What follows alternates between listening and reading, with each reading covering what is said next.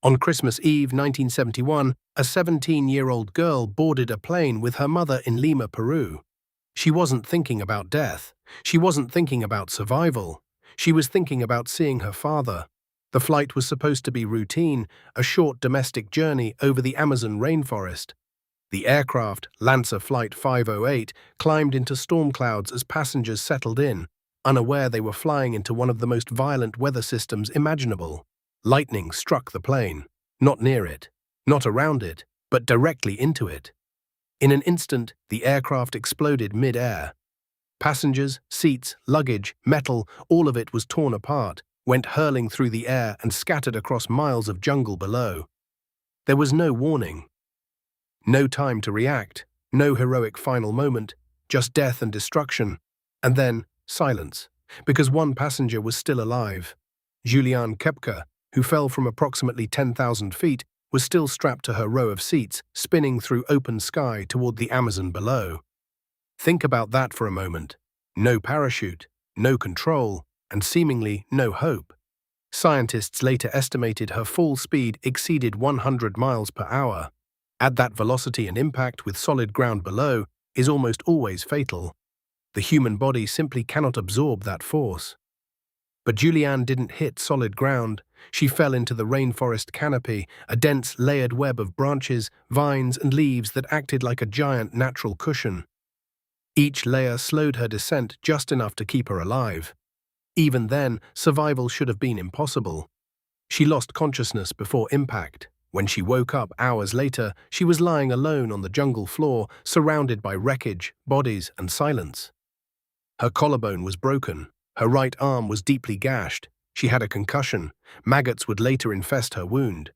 She had no food, no supplies, no idea where she was. She was 17 years old. Most people in that situation don't survive long, even trained adults. The Amazon rainforest is one of the most hostile environments on Earth. Heat, humidity, insects, predators, disease, dehydration, and disorientation kill very quickly. But Juliane had one thing most people didn't: knowledge. Her parents were zoologists who worked at a research station deep in the jungle.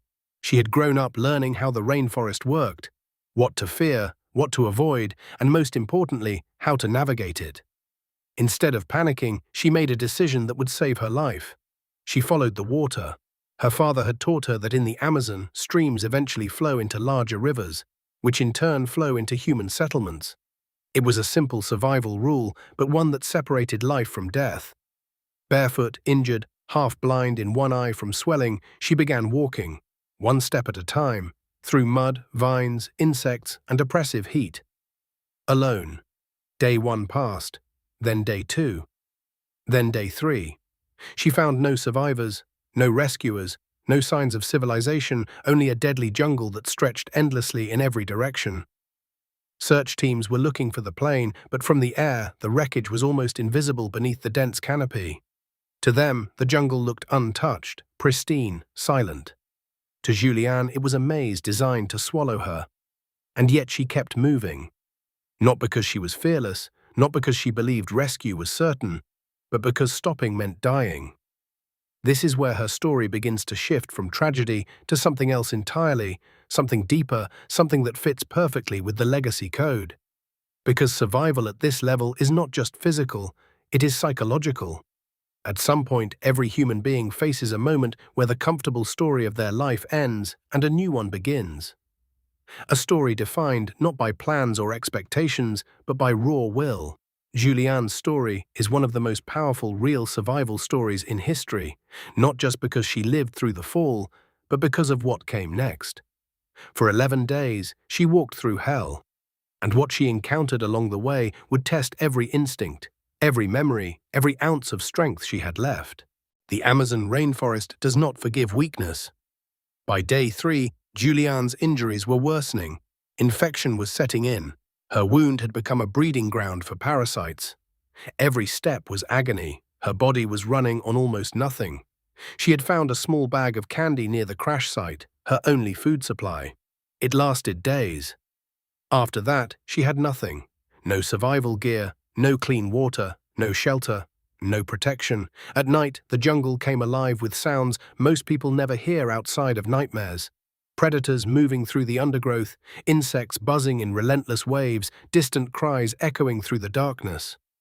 She slept on the ground, exposed, exhausted, vulnerable. Yet something remarkable happened. She did not give up.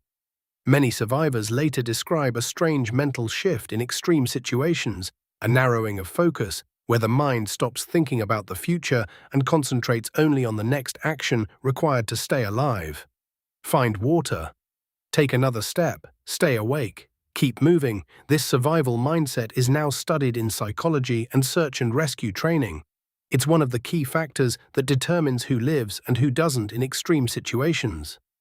Juliane embodied it instinctively. She avoided eating unknown plants, knowing many in the rainforest are poisonous. She stayed near the stream, using it as both navigation and hydration.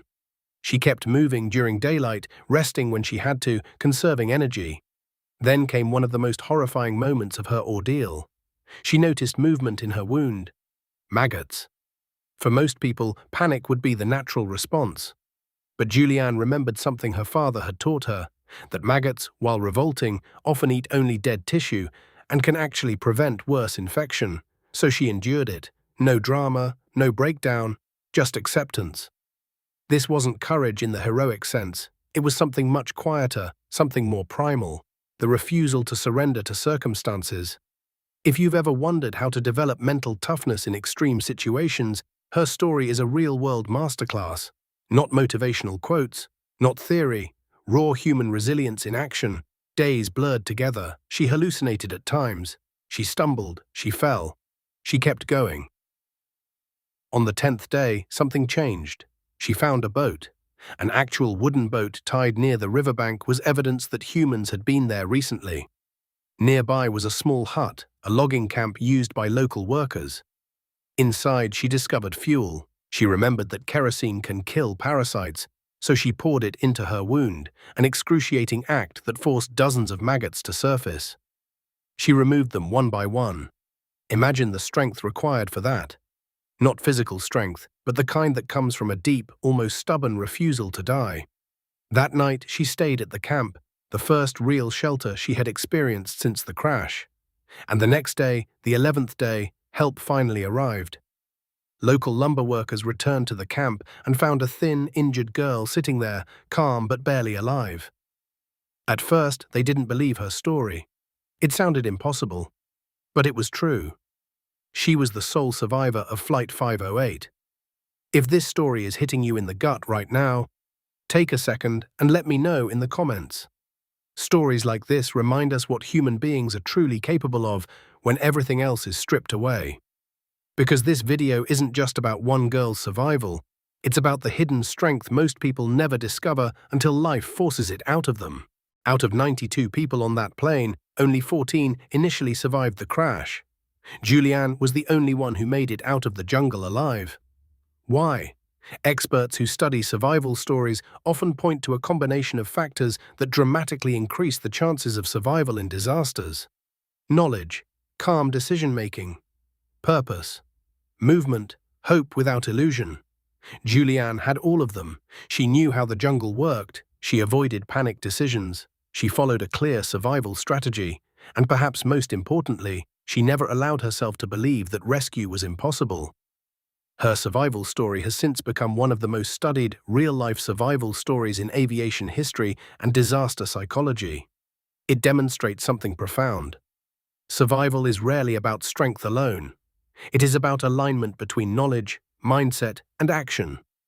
After her rescue, she eventually reunited with her father, learned that her mother had not survived, and went on to become a biologist herself, continuing the work her parents had begun. She did not turn her experience into spectacle or fame. Instead, she returned to the jungle, not as a victim, but as someone who understood its power. There's a deeper lesson here, one that fits perfectly with the legacy code philosophy. Most people imagine extraordinary lives are built in moments of triumph, success, or recognition. But history shows us something different. True legacy is often forged in moments no one else sees. Moments of fear, moments of pain, moments where quitting would be easier than continuing. Juliane Koepcke didn't survive because she was special beforehand. She became extraordinary because she kept moving when stopping would have been understandable. And that raises a powerful question. If a 17-year-old girl can survive a fall from the sky and 11 days in one of the deadliest environments on Earth, what are you capable of surviving, overcoming, or achieving that you've already written off as impossible? Most limits are not physical. They are psychological stories we tell ourselves about what we can't endure. This is video 50 in the Legacy Code story, and it deserves a message worthy of that milestone. And this is it. Human beings are far stronger than they believe, but most never discover it because they never face circumstances that demand it. Juliane did, and she lived to tell the story.